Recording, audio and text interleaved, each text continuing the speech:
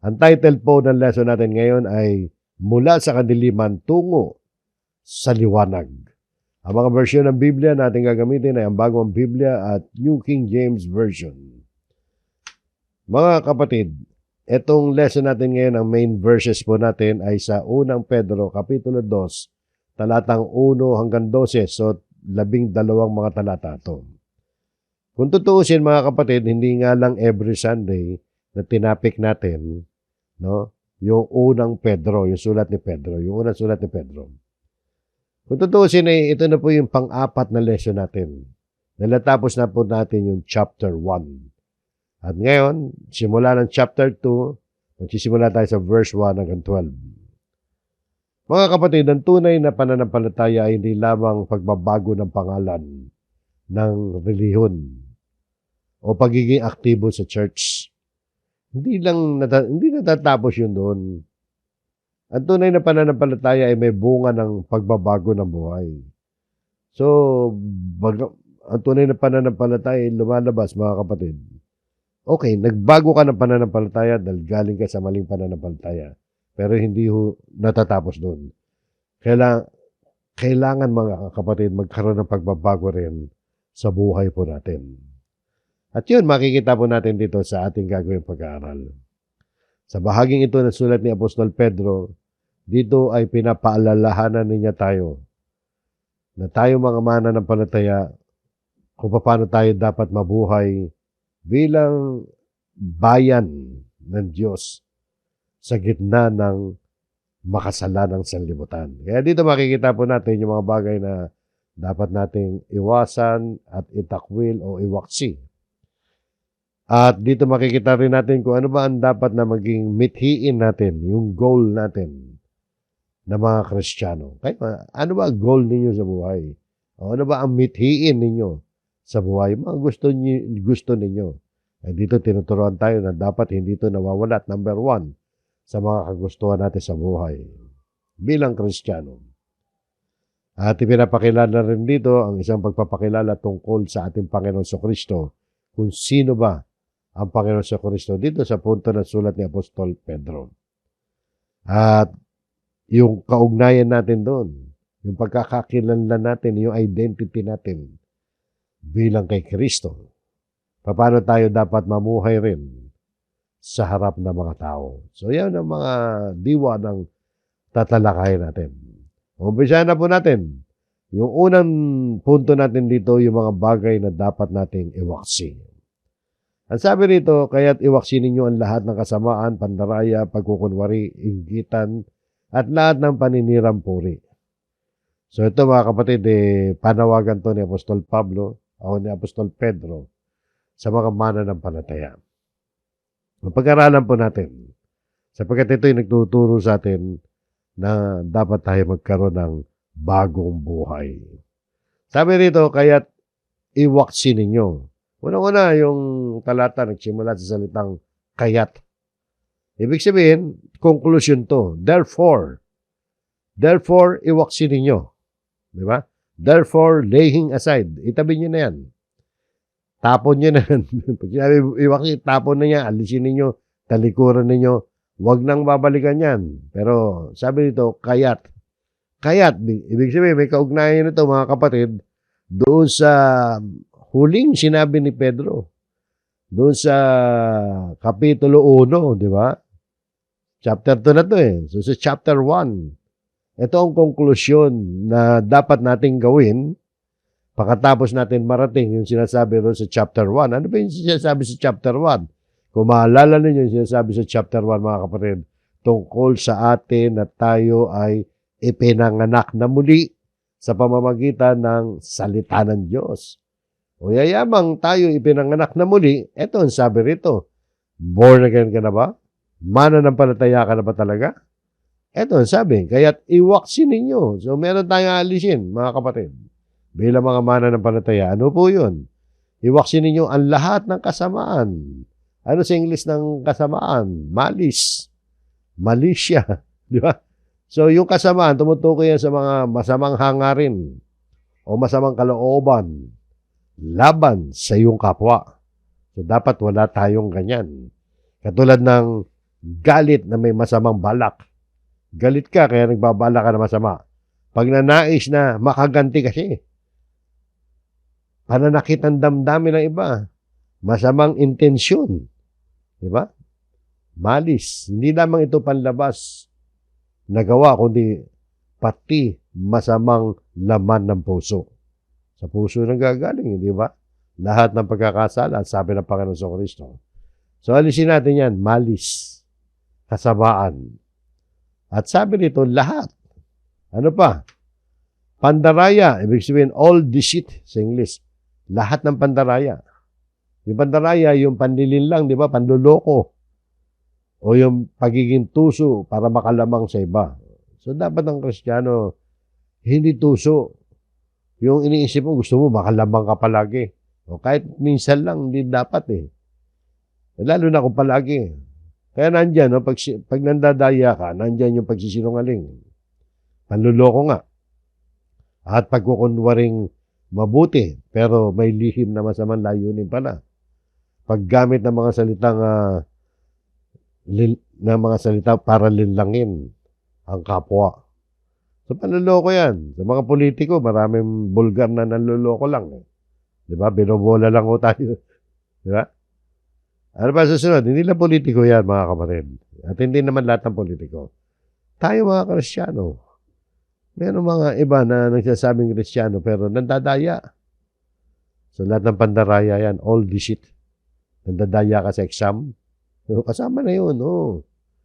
Sa negosyo mo, sa timbangan, sa sukli, di ba? Marami. Ano bang uri ng pandaraya? Ano pa sumunod? Hypocrisy. Pagkukunwari. Yan yung pagbabalat kayo. Ito yung pagiging mapagpanggap. Hindi totoo. Bawal yung ganon. Banal sa harap ng tao, ngunit hindi sa harap ng Diyos. Mabait sa panlabas, ngunit puno ng galit sa loob. Nagpapakita lamang ng kabaitan para purihin ng tao. Maraming ganyan, mga kapatid. Kunyari, laban siya sa droga. Yung pala, protector pala ng droga. O ganyan yung mga protector ng droga, pati mga drug lord, ganon.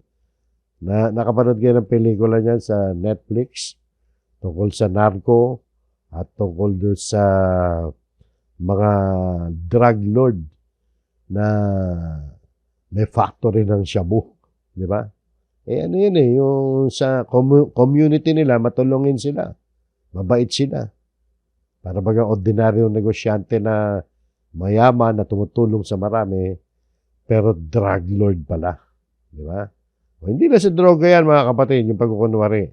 Maging sa relihiyon, sa magawain sa churches. So, suriin natin ang ating sarili. Sabi nito, iwaksin ninyo, tanggalin natin yan. Ano pa? Inggitan. Alam natin yung inggitan. Ito yung, pag nainggit ka, yung nalulungkot ka, naiinis. Nalulungkot o naiinis dahil sa tagumpay. Tagumpay, pagpapala at kabutihan na nararanasan ng iba. Kasi ayaw mo may makalamang nga rin sa iyo eh. Nasasaktan ka kapag mas maganda lalaki kayo sa akin to, mas asinsado sa akin to, mas matalino sa akin to, para nainggit ka. At kadalasan, lihim na nais mong ipabagsakin yung iba. Kasi nainggit ka nga eh. So maraming duktong na kasalanan eh.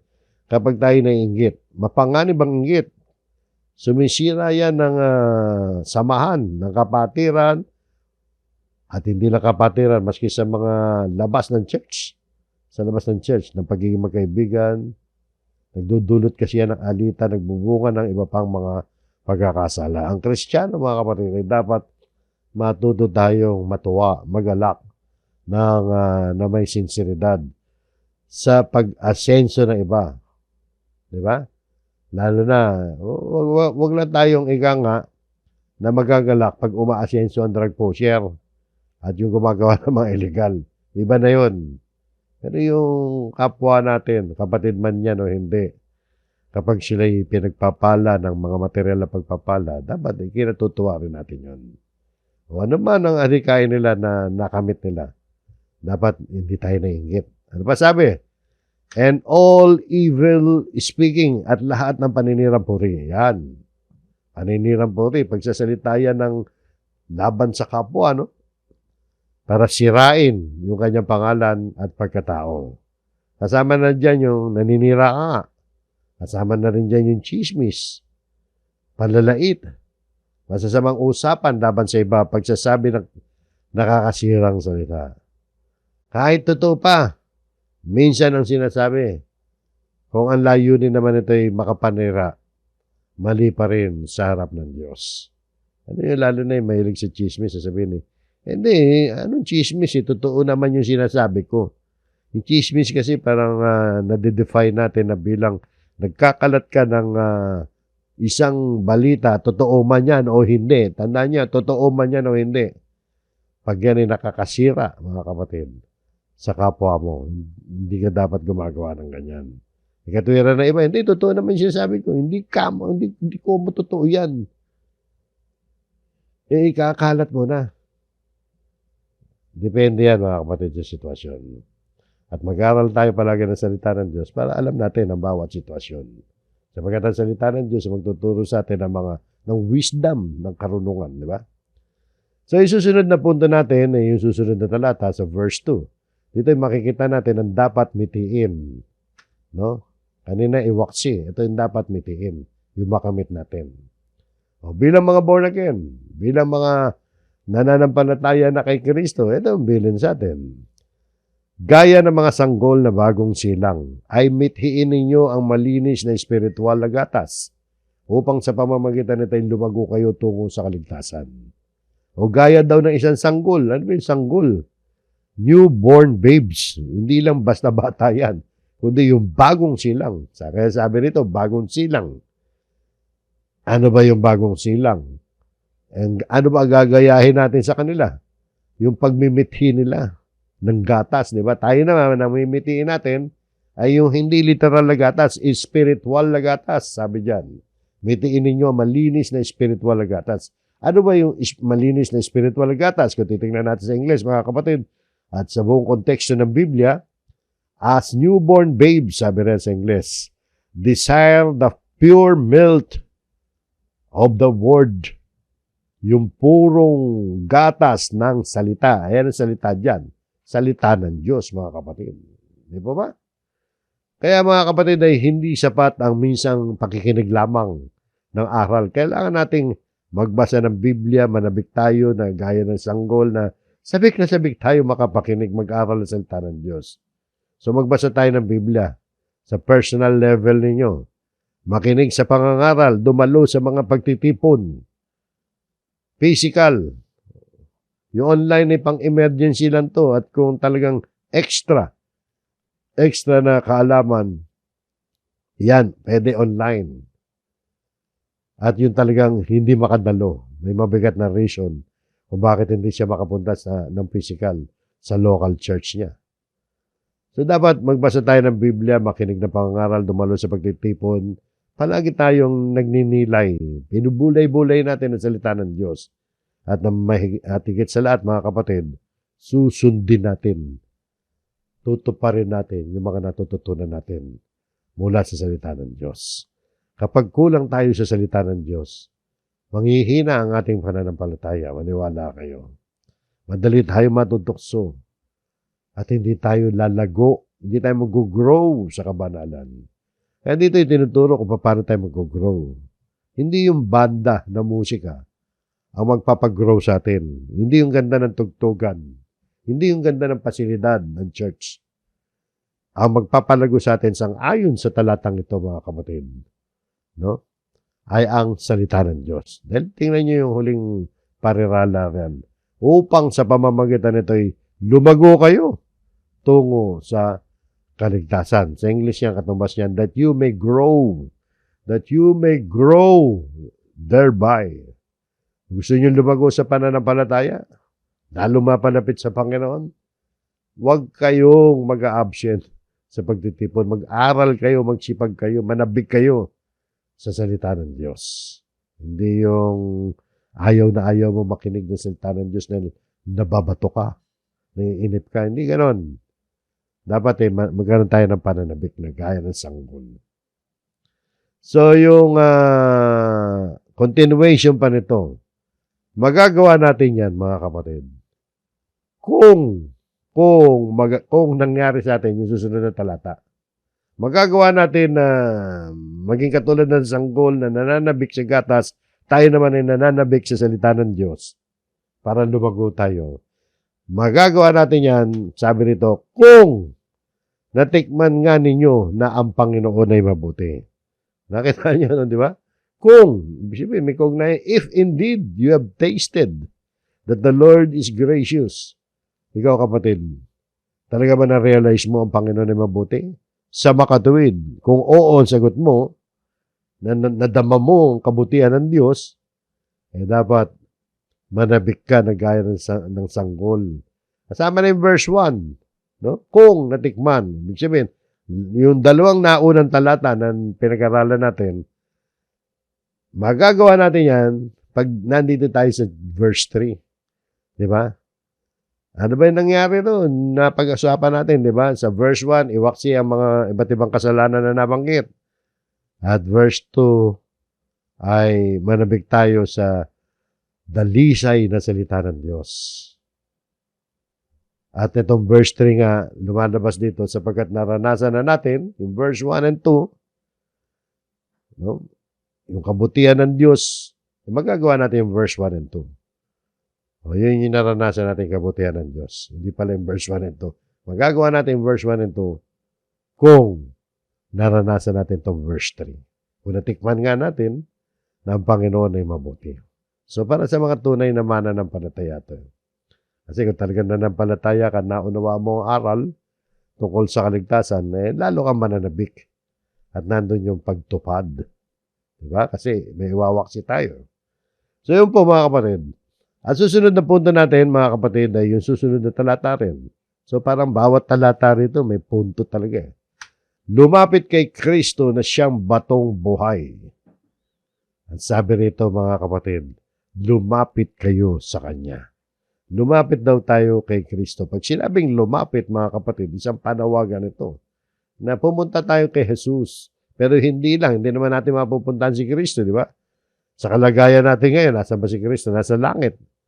At nasa paligid lang natin yan. Nasa paligid lang natin siya. Kung saan nagkakatipo ng 2-3, nandun siya sa gitna. Pero hindi natin siya makita. Paano tayo lalapit? Pinapahiwatig lamang nito mga kapatid. Na number 1, tanggapin natin si Kristo. Pagtanggap kay Jesus yan. Dahil lumapit ka sa Kanya. Paglapit sa Kanya, pwede tayong lumapit sa pamamagitan ng panalangin. Lumapit sa pamamagitan ng pakikinig ng Kanyang salita. At patuloy na pakikisama sa Kanya dahil tayo ay namumuhay ng ayon sa Kanyang kalooban. Sinusunod natin, di ba? So, meron tayong fellowship sa Kanya. So, lumapit daw tayo, coming to Him, sabi niyan. Na isang batong buhay. O, humihinga ba yung bato? Hindi. Pero, figurative to, mga kapatid. Hindi naman bato ang Panginoon sa Kristo. Pero itinulad siya sa isang bato. Kaya lang, bato matibay, pero buhay siya. Buhay. So, hindi literal na bato to, spiritual na bato to, mga kapatid. Tinawag siyang batong buhay dahil kung titingnan natin ang paligid sa Biblia, yung nakapalob sa Biblia, dahil siya ay buhay magpakailanman. Di ba? Bato siya matibay at buhay magpakailanman. Siya yung nabuhay na maguli at nagbibigay ng buhay sa mga lumalapit sa Kanya. So, bato, simbolo ng katigasan yan. Katatagan. At buhay, buhay siya, hindi literal na bato. So, spiritual na bato yan. So, meron siyang buhay. At siya, mga kapatid, ang buhay na pundasyon ng church natin. No? Sabi nito, lumapit kayo sa Kanya na isang batong buhay. Bagamat itinakwil ng mga tao, di ba itinakwil si Kristo ng mga tao, kaya siya napako sa krus. At hanggang ngayon, mga kapatid, may mga tao pa rin na itinatakwil ng Panginoon sa Kristo sapagkat hindi nila tinatanggap ang Ebanghelyo. At nung iba, hinahamak pa si Kristo katulad ng noong unang siglo, kaya siya napako sa krus, hinahamak siya ng mga pinuno ng reliyon. Itinuring siya ng marami na walang kabuluhan. Bagamat itinakwil ang mga tao si Jesus, gayon may pinili siya, chosen siya. Pinili siya. Pag sinabing chosen, kaya nga siya yung tagapagligtas, Mesyas, Hari, at pundasyon ng ating kaligtasan.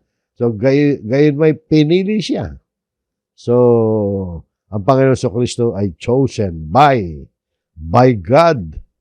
Sabi riyan, by God and precious. Precious, mahalaga. So, pinili siya ng Diyos at siya'y mahalaga. Sa Tagalog, at mahalaga sa paningin ng Diyos.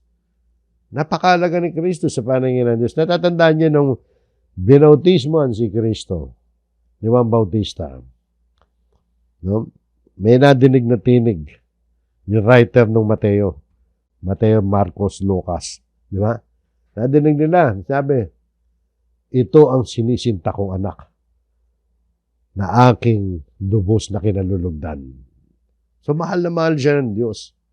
Sobrang mahal siya ng Diyos. Yan ang description ng Biblia, mga kapatid. Kaya precious siya. Mahalaga siya sa paningin ng Diyos. Naging mahalaga rin siya sa paningin ng Diyos bukod sa natural na mahal siya ng Diyos, naging masunurin pa siya sa Panginoon Diyos. So yun, bagamat si Kristo itinakwil na marami, at hanggang ngayon itinatakwil pa rin, pero mahalaga siya sa paningin ng Diyos. So yan, lumapit daw tayo. Ibig sabihin, kailangan tayo magkaroon palagi ng kaugnayan sa ating Panginoon sa Kristo. Mahalaga ho yan.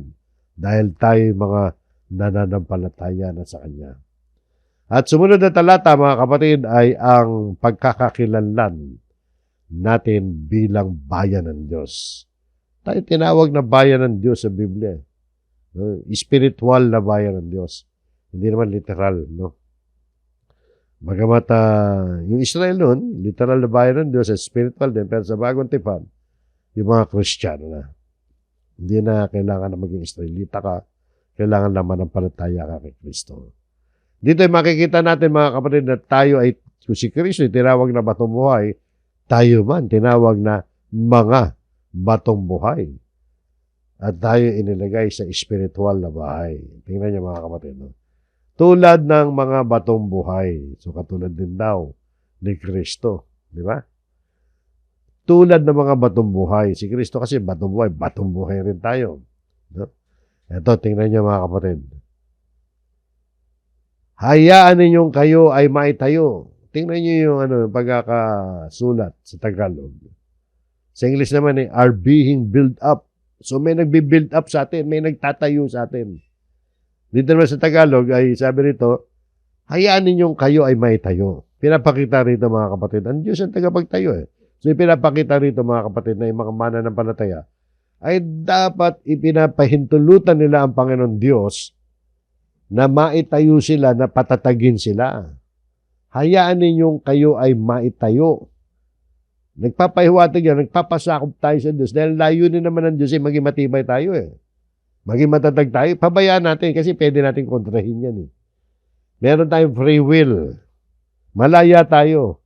Tatanggapin ba natin ang pag-aalaga sa atin ng Panginoon? O hindi? Tayo magdidesisyon noon. Kaya nga, pananampalataya ang kailangan eh. Para makapag-decide ka na, sige Panginoon, tulungan mo ako magbago, susundin kita. Parang ganun, di ba? Hayaan ninyong kayo ay maitayo bilang spiritual na bahay. Spiritual na bahay, yung talagang maging ganap tayo spiritual na bahay, hindi literal, kaya nga sabi spiritual. Spiritual house. Yan, tumutukoy, mga kapatid, na yung mga Kristiyano, yan nga yung church. Pabayaan natin, maisama tayo sa church. Kung nung unang panahon, mga kapatid, ang parang spiritual na bahay ng Panginoon sa lupa ay yung templo sa Jerusalem. Pero binago na yung aral tungkol doon. Dahil natatandaan niyo yung sinabi ni Apostol Pablo naman sa Corinto 3:16. Nang sabi niya, hindi ba ninyo nalalaman na kayo ay templo ng Diyos? Nadaanan natin yan. At ang Espiritu ng Diyos ay naninirahan sa inyo. Ibig sabihin ng mga Kristiyano, templo ng Diyos. Yung Spirit of God, yung Holy Spirit, ay naninirahan sa atin. Pabayaan daw natin na ganon. Hayaan ninyong kayo ay may tayo bilang spiritual na bahay.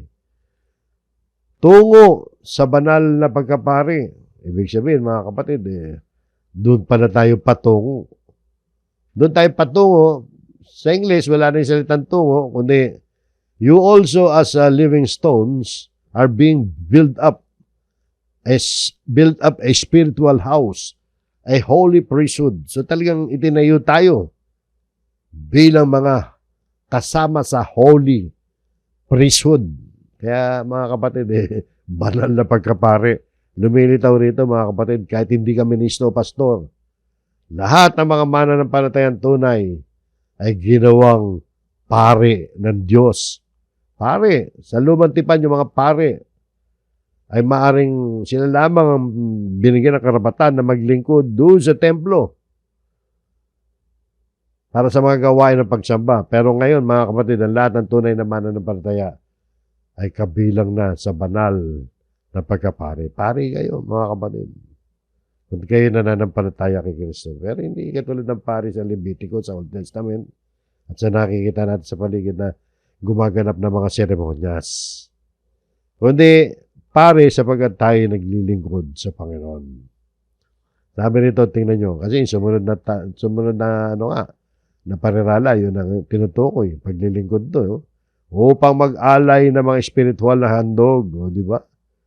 Kaya pala tayo ginawang pare, banal na pare, para makapag-alay tayo ng mga espiritual na handog. Ano yung espiritual na handog?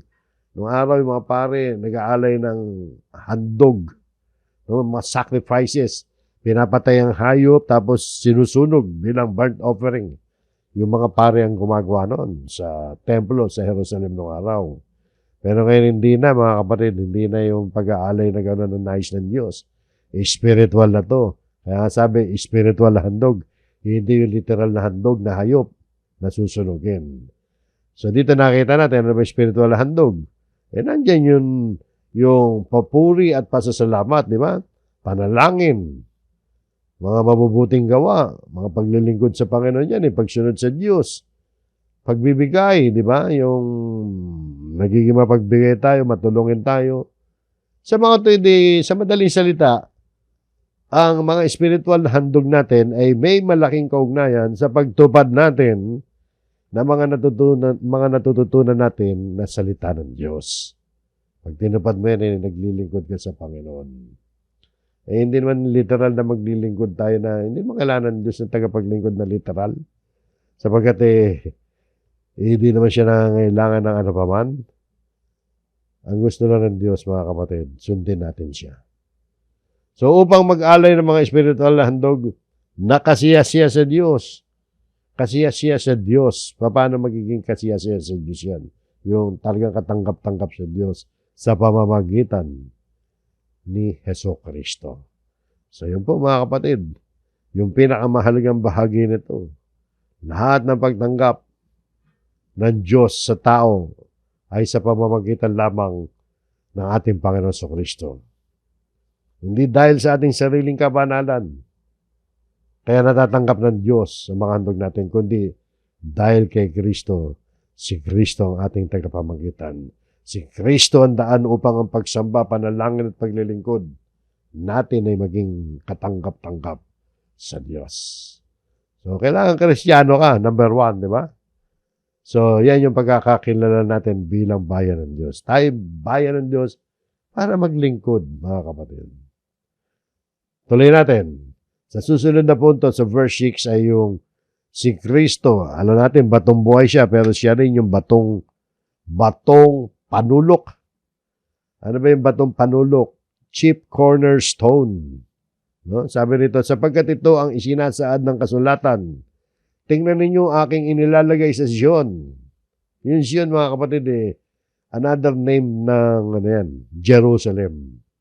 Ang isang batong panulok na pinili at mahalaga. Ganyan, no? Ganyan ang Panginoon sa Kristo. Spiritually, yan ang tawag sa kanya, batong. Ano yung batong panulok? Chief cornerstone sa engineering mo, civil engineering. Noong unang panahon, hindi ko lang alam ngayon, kasi noong unang panahon, mga kapatid, yan ang unang itinatayo pag nagtatayo ng gusali. Pumipili sila ng matibay at magandang bato. At yun ang gagawin nila reference ng sukat ng mga angle ng itatayo nilang bahay. So lahat ng itatayo nakatutok doon sa sa bato na yun. Cornerstone, sa sulok. So mula doon ang sukatan, sukat, kung ilang metro yan, sukat, kung anong angulo, ilang degrees ba iikot yan. So napakalaga nun sa pagpaplano ng araw, noong panahon na yan, mga kapatid. Eh si Kristo yung batong yun. So hindi literal yan, ha? Batong panulok na pinili at mahalaga kasi yun, mga kapatid. Eh. Sa literal man, mahalaga ang batong panulok. Pinipili talaga. Quality stone yan na talagang sinuring mabuti nung engineer na magtatayo nun. So kapag si Kristo, mga kapatid, yung batong panulok natin, ibig sabihin, matatag ang buhay natin, tama ang direksyon natin dahil siya yung guide natin. At meron tayong pag-asa. Kaya nga sabi rito, sino mang sumasampalataya sa Kanya ay hindi mapapaya. Hindi ka mapapaya. Hindi bibiguin ng Panginoon ang tunay na sumasampalataya sa Kanya. So yun po, si Kristo ang batong panulok. At sa sumunod na talata pa, sabi, kaya't sa inyo na nananampalataya, para sa ating mananampalataya daw. Dahil siya yung batong buhay, batong panulok pa. Para sa inyo na nananampalataya, siya'y mahalaga.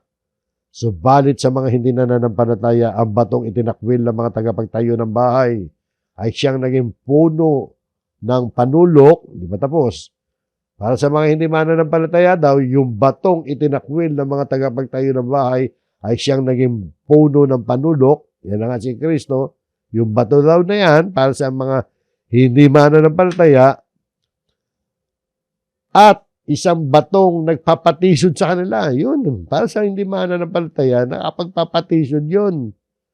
Nakapagpatisod nga talaga ang Panginoon Kristo. At malaking bato na nagpabagsak sa kanila.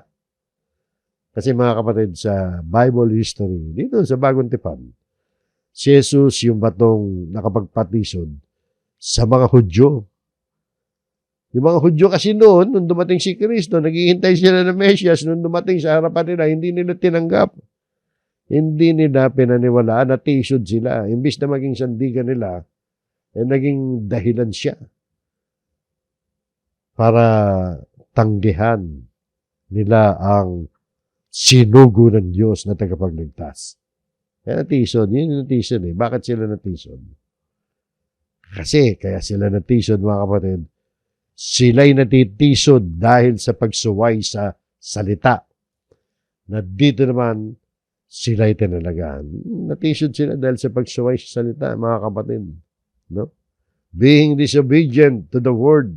Hindi nila sinunod sa salita ng Diyos. Ang dami pasikot-sikot ginawa nila eh. Unang-una sa propesya, yun na nga, natupad ang maraming bagay kay Kristo. Lahat ng propesya tungkol kay Kristo sa kanyang pagparito, natupad. Ay, hindi nila pinaniwalaan. O, hindi sila naging masunurin. At kapag ang isang tao, mga kapatid, na hindi sumusunod sa salita ni Kristo, ibig sabihin natitisod siya. Pag sinabing natisod, ano ibig sabihin nun, mga kapatid? Pag natisod, in literal natisod, naglalakad ka, bigla may natapakan kang bato. Ano nangyari? Okay, nasangga na pa mo yung bato. Matitisod ka, di ba? Siyempre lang ka. Hindi na matumba ka, madapa ka, o ano. Ganun yun, di ba? Dito, spiritual na pagkatisod. Dahil hindi sila sumunod sa salita, kundi pagsuway sa salita ang nangyari. So dito mga kapatid, may tumatawag dun eh. Pero, pamaya mo na. So, yun po. Isusunod na. Pasensya na kayo. Isusunod na punto mga kapatid ay tungkol dun sa tayo ay bayan ng Diyos na tinawag sa liwanag. Ito yung mga kapatid. Diyan natin kinuha yung title natin mga kapatid. Mula sa kadiliman tungo sa liwanag. Ito, pag-aralan po natin. Napakaganda ng talatang ito. At dito yung pinaka-sentro ng lesson natin dahil diyan nga natin kinuha yung topic natin. Sabi nito, ngunit kayo'y isang lahing pinili. Nakita niyo yung kalagayan natin. Ha? Alam niyo, pag pinag-aralan natin to talagang bibigyan natin ng halaga yung pagiging Kristiyano natin. Dahil sa ating pananampalataya kay Kristo, tayo ngayon na isang lahing pinili. The chosen generation o a chosen generation. Pinili tayo ng Diyos ayon sa kanyang layunin. At habag, napili tayo dahil naawa sa atin. Hindi tayo pinili dahil magaling tayo. Kaya bawal ang mayabang. Pinili tayo ng Diyos, kahit makasalanan tayo, dahil mahal tayo ng Diyos. At ang tanging naging kondisyon lamang ay manampalataya tayo, tanggapin natin ang kanyang bugtong na anak, ang ating Panginoon sa Kristo. So, kayo'y isang lahing pinili, chosen generation na tayo mga kapatid. Isang maharlikang pagkapari. Yung pagiging pari natin, pari tayo ng Diyos. Ibig sabihin, naglilingkod tayo. Hindi yung literal pari na maraming seremonyas. Pero yan ang tawag sa atin, royal priesthood, mga kapatid. Isang pribileyo yan. Nung unang panahon, pribileyo yan na ikaw maging pari ng Panginoon. So isang maharlikang pagkapari, maharlika pa, no? Ibig sabihin, maharlika, royal. No? Mataas na uri. Isang bansang banal. O nasama tayo sa bansa ng Diyos, sa bayan ng Diyos. Dati, Israel lang bayan ng Diyos. Pero ngayon, spiritual na bayan ng Diyos. Ito yung latest, mga kapatid. Yung spiritual bayan ng Diyos. Yan yung mga Kristiyano. Israelita ka man o hindi ka Israelita. So, isang bansang banal tayo. Ito pa, sambayan ng pag-aari ng Diyos. Ang dami, no? Sambayan ng pag-aari ng Diyos. Hindi na tayo pag-aari ng sanlibutan. Pag-aari na tayo ng Diyos. At bakit? Ano ang dahilan ng lahat ng ito? Lahing pinili, maharlikang pagkapari, isang bansang banal, sambayanan ng Diyos, pag-aari ng Diyos. Saan ba tayo patungo? Bakit ginawa tayong gano'n ng Diyos? Upang inyong ipahayag ang mga makapangyarihang gawa niya. So yan ang reason, mga kapatid. Para maipahayag natin, no? That you may proclaim. Pinoproclaim nga ba natin? The praises of Him. No? Upang inyong may payag ang makapangyarihang gawa niya. So, ibig sabihin, yung kabutihan ng Diyos, yung pagliligtas sa atin ng Diyos, yung biyaya ng Diyos, yung makapangyarihang gawa niya, kailangan i-broadcast natin, mga kapatid. Kaya tayo pinili ng Diyos. Sinama tayo sa kanyang bayan. Ginawa tayong pari. Sinama tayo sa bayan ng Diyos, pag-aari ng Diyos. No? Upang inyo ipahayag ang mga makapangyarihang gawa niya na tumawag sa inyo mula sa kadiliman tungo sa kanyang kagilag-gilalas na liwanag. So galing tayo sa kadiliman. Dahil tayo noon ay nasa kasalanan, nasa kamamangan tayo, malayo tayo sa Diyos. Pero ngayon, inilapit tayo sa Diyos. Inilapit tayo sa Diyos dahil sa pananampalataya kay Kristo. Dahil kay Kristo, mga kapatid. Tinawag tayo mula sa dilim at inilagay tayo sa hindi ordinaryong liwanag, kundi sa isang marvelous kagilag-gilalas na liwanag. Sobrang liwanag. So yun po, mga kapatid, no? At sa sumunod pang talata, mga kapatid, noon ay hindi kayo bayan, hindi tayo bayan ng Diyos. Ngunit ngayon bayan kayo ng Diyos. Noon ay hindi kayo tumatanggap ng habag. Ngunit ngayon tumanggap kayo ng habag. Yan ang dahil lamang sa habag ng Diyos. Kaya nangyari sa atin na tayo naging bayan ng Diyos. No? Hindi tayo naligtas. Tandaan niyo, paulit-ulit tayo nun. Nang dahil lamang sa mabuting gawa natin. Hindi naawa sa atin ng Diyos. At sa verse 10 na yan, mga kapatid, no? Hanggang lang tayo, verse 12. So, sa huling dalawang talata natin ay makikita naman natin dito ang number 1. Paano tayo dapat mamuhay? So, ito isa sa mga practical na application ng lahat ng mga sinabi ni Pedro rito. Sabi rito, mga kapatid, no? Paalala to ni Pedro kung paano tayo mamuhay. Sabi niya, mga minamahal. So, mga minamahal, beloved. Yan ang tawag sa mga Kristiyano, beloved kasi ng Diyos eh. Minahal kasi ng Diyos. Ano sabi ni Pedro? ipinapakiusap ko sa inyo. So, isipin nga ninyo, I beg you. Nakikiusap siya, ibig sabihin, talagang yung paniniwala ni Pedro, napakahalaga na ito. Nakikiusap ako sa inyo. Di ba? Pinapakiusap ko sa inyo. Hindi simpleng salita yan, no? Talagang parang naninikluhod si Pedro. Importante kasi para siya isang ama na nagmamakaawa sa anak. Para umiwas sa kapahamakan. Anak, nakikiusap ako sa iyo. Bilang mga dayuhan at ipinatapon. Yan ang kalagayan ng mga Kristiyano. Dayuhan lamang tayo sa mundong ito para tayong ipinatapon. Para tayong pilgrim sa ibang salin sa English yan eh. Para tayong naka-exile lamang. Exile. Dito naman eh, pilgrims. Manlalakbay, sojourners, sabi yan sa English. Dayuhan lamang tayo. Kaya mga kapatid, huwag tayo masyadong kapit-kapit sa sanlibutan. Sapagkat ang tunay nating tahanan at bansa ay hindi sa mundong ito, kundi sa kaharian ng Diyos. So mga banyaga lamang tayo. Spiritual yan, mga kapatid. At pwede mong gawing literal din. Dahil sapagkat kapag ikaw yung pagiging dayuhan mo ay panreliyon lamang, dapat maski sa physical na pagkilos natin sa mundong ito, huwag tayong masyadong materialistic sa buhay. Dayuhan ka lang dito eh. Aalis ka rin sa mundong ito, alalahanin mo na may paghuhukom, na mamamatay ka rin, may pagkabuhay na magli at paghuhukom, di ba? O bilang mga dayuhan, mga manlalakbay lamang tayo rito, at ipinatapon, na kayo'y umiwas, iwasan natin mga kapatid.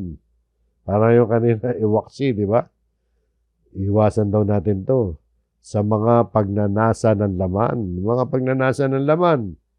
Madalas nating basahin nung araw yung Galatia, chapter 5, verses 20 onward, di ba? Nandun yung mga mahalay na pagnanasa, mga sexual na pagnanasa na mali. Mga sexual sins. No? Yung sexual sa labas ng pag-aasawa, yun ang sexual sins. Mahalay na pagnanasa, kasakiman, paglalasing, galit, di ba? Yung mga nabanggit, inggit, mga makamundong pita. Ang lahat ng pagnanasa, nadaanan na rin kanina yung iba, di ba? Lahat ng pagnanasa ay masama. Ngunit ang tinutukoy dito yung mga pagnanasang laban sa kalooban ng Diyos. Hindi pala masama lahat. Diba? Hindi lahat ng pagnanasa. Nasabi ko ata lahat ng pagnanasa masama. Hindi lahat ng desire natin ay masama. Kundi, ano yung masama? Fleshly lust. Yung makalaman talaga na desire. So, yung mga kapatid, sapagkat may mga desire naman tayong mabuti. Pero kung makamundong desire yan, makasalanang desire, yun ang masama, siyempre. Yun ang tinutukoy rito. Mga gawa ng laman nga yan. Dahil yan, mga kapatid, ay nakikipaglaban sa kaluluwa. Yung mga pagnanasa ng laman, di ba? Ay parang kaawayan na nakikipagdigma, nakikipaggera. Which war against the soul.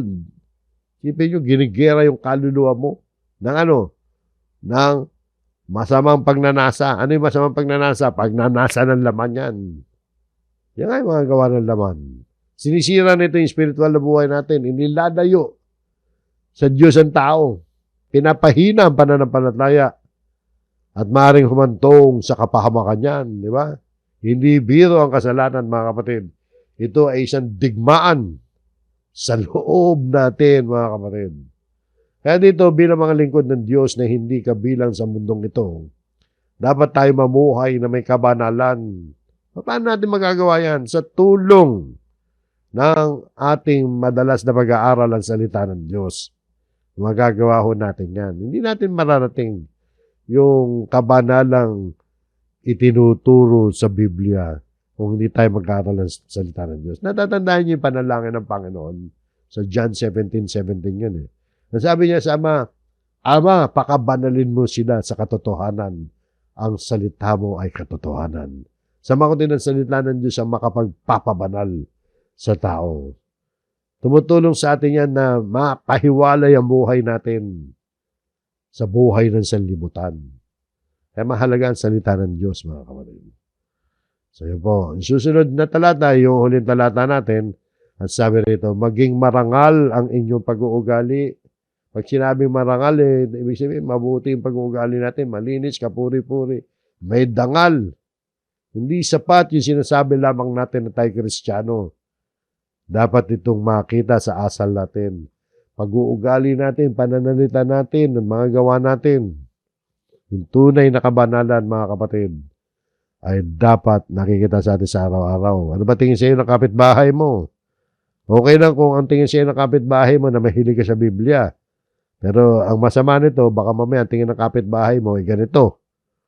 Sabihin yan, ang kaaral pa ng Biblia. Sama naman ako gali. Yun ang mabigat nun, mga kapatid. Di ba? Magamat, totoo naman, lahat ng tao masama. Pero sana hindi ganun ang impression sa atin ng mga kapitbahay po natin. So, araw-araw kasi yun eh. Maging marangal ang inyong pag-uugali. Ugali. Di ba? Salita at gawa yan. Paano ka nagsasalita? At paano ka kumikilos? Maging marangal ang inyong pag-uugali sa gitna ng mga hentil. Ibig sabihin, sa gitna ng mga hindi mananampalataya. Bakit, mga kapatid? Upang kung magsalita sila laban sa inyo, in case na magsalita sila ng against sa atin, na parang kayo'y gumagawa ng kasamaan, pinagbibintangan tayo ng kasamaan, kahit ganun ang sitwasyon, ang sabi rito, ay makita nila ang inyong mabubuting gawa. So, hindi kasamaan na makikita sa atin, dapat yung mabubuting gawa. Kahit sa gitna niya nasa panganib tayo palagi na tayo masiraan. Masiraan, yung sirain tayo ng ibang mga tao na para bagang gumagawa tayo ng kasamaan. Pero makita nila ang inyong mabubuting gawa. Pag nakita nila yung mabubuting gawa natin, mga kapatid, ano yung mabubuting gawa? Lahat na mabuting gawa ang pinagagawa sa atin ng Diyos. Yung pagiging tapat, mahabagin, mapagkumbaba, mapagpatawad, masunuri sa Diyos. May pag-ibig sa kapwa. Pinaka-importante. Pag nakita nila lahat yan, mga kapatid, makikita nila na mali ata kami. Nagkamali ata kami ng bintang sa Kanya. Ano mangyayari sa kanila? At luwalatiin nila ang Diyos. Ibig sabihin, maaaring mag-akay sa kanila ngayon, yung kabutihan natin, para maluwalhati nila ang Diyos. Pag sinabing maluwalhati ang Diyos, ibig sabihin, sila man ay nakapagbabalik loob na rin sa Diyos. Dahil sa nakita nila yung mabuting pamumuhay natin, dahil tayo namumuhay na marangal, ang ating mga pag-uugali sa gitna ng mga hindi mananampalataya. Sabi rito, at luwalatiin nila ang Diyos sa araw ng pagdalaw. Ang araw ng pagdalaw, maaaring yan ay tumutukoy sa panahon na dadalawin sila ng Diyos. Yun yung panahon na tatawagin na sila ng Diyos para manampalataya. Pagbibigay liwanag yan upang sila'y magsisi at sumampalataya. So yun po, mga kapatid. Sa araw na yun, mga kapatid, ay makikilala nila yung mga lingkod ng Diyos ay tunay palang matuwid. May mga taong dating laban sa pananampalataya, ngunit kalaunan ay sumampalataya rin dahil nakita nila ang buhay ng mga tunay na Kristiyano. Naakit sila eh. No, bakit ba itong kapitbahay kong Kristiyano ganun ang ugali, maayos ang ugali. O kauusi-usisa niya, siya man ay namisyon. Marami pong ganun, mga kapatid. So dito itinuturo, mga kapatid, sa huling talata natin na dapat maging marangal ang buhay natin bilang mga Kristiyano, lalo na sa harap ng mga hindi mananampalataya. Dahil kahit tayo siraan nila, mas mangingibabaw pa rin yung ating mabubuting gawa, yung kanilang makikita. At yun ay magsisilbing patotoo, testimony sa kanila yun. At maaaring maging daan yun upang sila man ay maging mananampalataya.